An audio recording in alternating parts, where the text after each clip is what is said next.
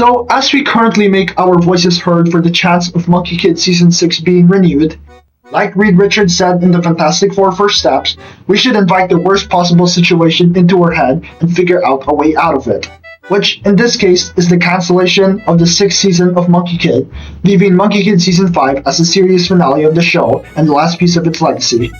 So, with that idea in our head, I'm not saying stop tweeting hashtag RenewMonkieKid, keep doing that.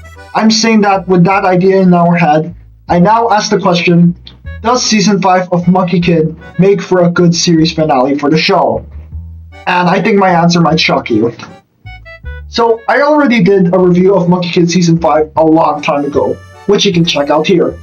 So, I might end up repeating myself a few times, but that's probably fine. And in that review, I already said that the season is really good. Easily a top 3 season of the show in terms of writing, voice acting, and music. Though the visual quality was not the best, if the show ended here, it will be on a pretty high note to go out on. You may disagree with that take, and that's fair, because I see why people will see how this is a problem. Now, Monkey Kid Season 5, as we know, left in an open-ended way, having some plot threads left unresolved, like the big threat that Shang-Lu was referring to, the release of the Chaos, the effects of the colored stones on the world, Macaque's connection to the Chaos energy itself, and the leftover Chaos energy on MK's staff. Now, that does seem like a lot of unresolved plot threads, and it is. But we got to remember that a lot of shows and movies have open-ended endings where not every plot thread was resolved or explored fully. I'm gonna ramble on for a bit, so bear with me so I can get my point across. And most recent examples include K-pop Demon Hunters. Sure, the movie was amazing, but there was a lot of things left out. Things like Rumi's parents and how they met, Celine's relationship with Rumi, the depth of the other Huntrix members, and tackling the aftermath of the new honeymoon and how it affects their feelings on demons and whether or not what they are doing is right or wrong. The Owl House ended without really giving proper conclusions to the stories of characters like Kikimora, Basha, and especially the Coven Heads. We don't really get to dive deep into them despite their importance in events like the Day of Unity. Now, you could say it was because of a studio interference reason.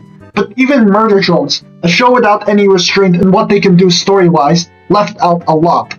Being as lore-heavy as it was, we don't get a lot of stuff lore-wise. We don't really know what happened to Tessa, or what was really going on with Uzi's mom and how she got the Solar Virus in her, or how she even met Khan in the first place.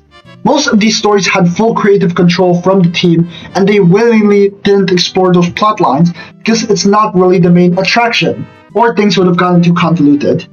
Monkey Kid is the same. The mindset that went with making the 3rd season of the show and beyond was to end every season in a way that could work as a series finale, but be open-ended for future stories. Season 3 of Monkey Kid ended with the defeat of the Lady Bone Demon, and the gang goes to live their lives happily, but with the planted doubt from the Lady Bone Demon to MK, and the reveal of the Memory Scroll, teasing a possible continuation, but an unconfirmed one. And if the show ended there, I would have been pretty satisfied.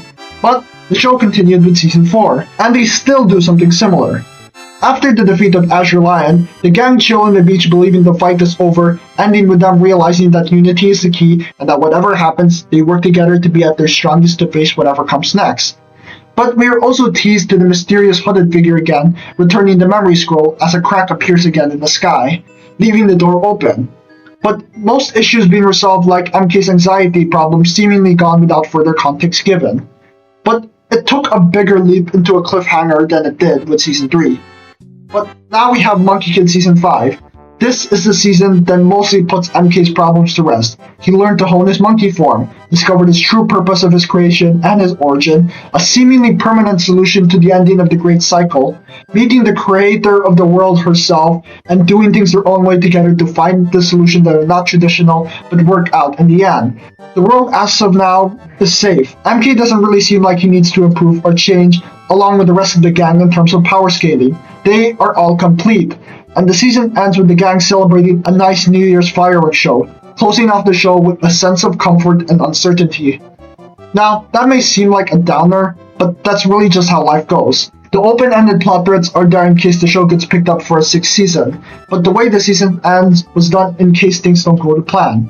So, despite the annoying cliffhanger, I think Season 5 does work as a series finale for the show.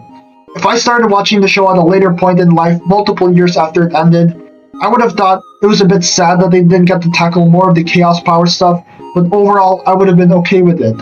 Sure, it's not an ideal ending for a show, but it works. May gets to train with Red Sun about her connection with the Samadhi fire. Macaque discovers who he made a deal with off-screen, the ordeals of heaven get sorted out, and MK and the gang can finally relax, despite not knowing what comes next. But whatever happens, they'll face it together. Thank you guys so much for watching till the end, and I would like to say, instead of subscribe if you want to, please check out my other videos if you want to. I'm trying to get to 4,000 watch hours, and I just passed the halfway mark, so it would mean a lot if you can help support me as well. Thank you, and I'll see you in the next video.